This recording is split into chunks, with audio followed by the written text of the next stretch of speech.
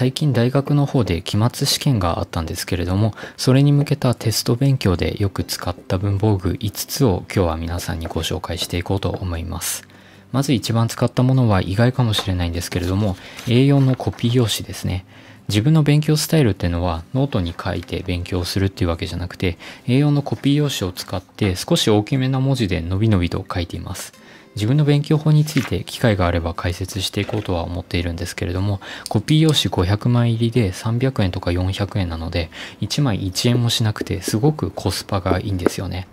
机の上に1枚だけコピー用紙を引いて書いているので、書いてる時にペンのコツコツとした感覚が伝わってくるのがすごく書いていて楽しいです。あとは何も線が書かれていないので、自分の書きたいことを好きな大きさで誰にも邪魔されることなく書けるので、個人的には A4 のコピー用紙で勉強するのは結構おすすめですね。これはテスト勉強に限らずに動画のネタを考えたり撮影をするときにもいつも本当に重宝しているので、自分にとって必需品となっています。続いてはペンテルのオレンズネロの 0.2mm の限定色ガンメタルですね。こちらは値段が3000円もしてしまうので、学生さんは結構手を出しにくい価格だとは思いますが、それでも発売開始された当初は全然手に入らなくなってしまうほど人気の高いペンとなっています。男のロマンを集結させたようなかっこよすぎるシャーペンですよね。こちらは 0.2mm のシャーペンなので、A4 のコピー用紙でのびのびと書くには細すぎる神経なんですけれども、どうしてこちらのペンを使っていたのかと言いますと、大学で持ち込み可のテストがあったからですね。大学になるとたまに教科書とか資料を持ち込むことが許されている科目があって、今回持ち込みができたのが手書きの A4 の用紙1枚だけだったんですよね。なのでその1枚の中にいかに情報を詰め込めるかっていう勝負だったので、こちらのオレンズネロを使ってきっちりと書き込んでいきました。ただあまりにもきっちりと書きすぎてしまったので、結局余ってしまって、正直オレンズネロを使わなくても普通の 0.5mm のシャーペンでも良かったかなとは最終的には思っているんですけれども、持ち込みが可のテストではオレンズネロは個人的に欠かせない存在となっています。こちらのペンは自動芯出し機構が搭載されているシャーペンで、書き始めるときに1回ノックをするだけで芯がなくなるまでノックをすることなく書き続けることができます。0.2mm のシャーペンっていうのは本当に芯の消耗が早いんですよね。本当に少し書くだけですぐにノックをしなくてはいけなくなってしまうので、その 0.2mm の不便さというのを見事に解消してくれた素晴らしいペンテルのシャープペンでございます。あとオレンズネロのすごいところは重心バランスが最適で、持った時のしっくり感というのが本当にすごいんですよね。一見するとグリップと鋼軸の素材は一緒のように見えるんですけれども、実は重心バランスを最適化させるために全く違う素材を使っています。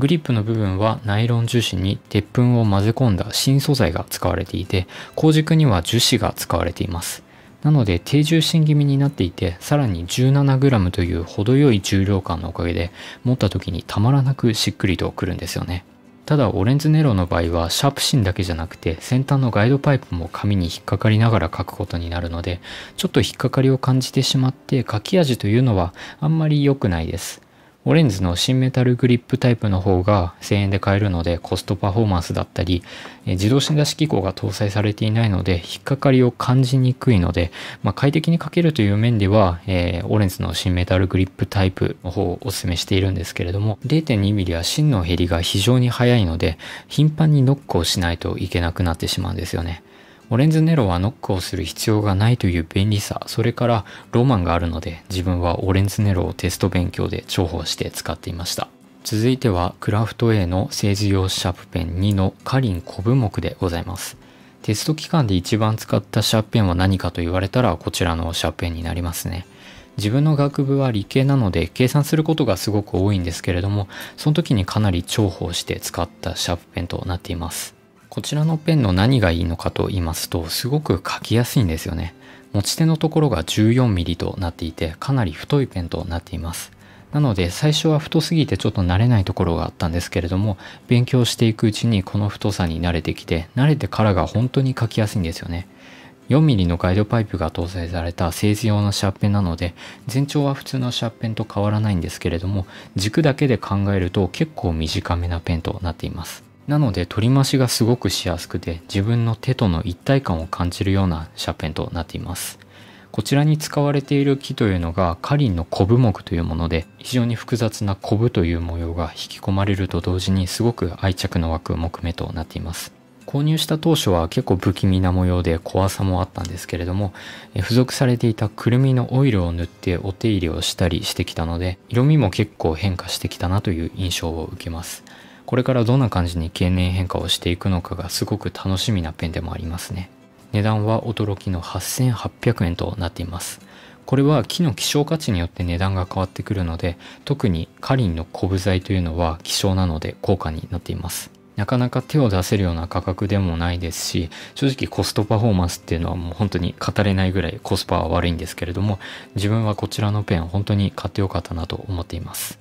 続いては野原工芸の欅のシャーペンですね。こちらのペンは毎回紹介してきたので、もういいよっていう方も多いと思うんですけれども、相変わらずこちらのペンは使っています。最近はクラフト A だったり工房節さんといった、木軸のペンを立て続けに購入しているので、自分の相棒ともいえる野原工芸の欅が浮気されているんじゃないかとコメントの方で心配の声が多く寄せられたんですけれども、実際全然そんなことなくて、こちらのペンは今でも本当に気に入って使わせていただいております。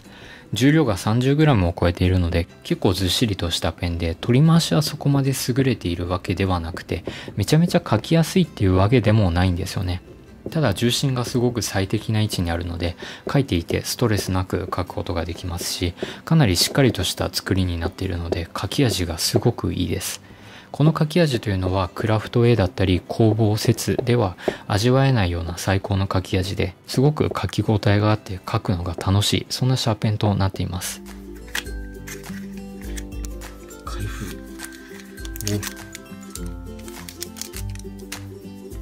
こちらが、欅ですね。非常に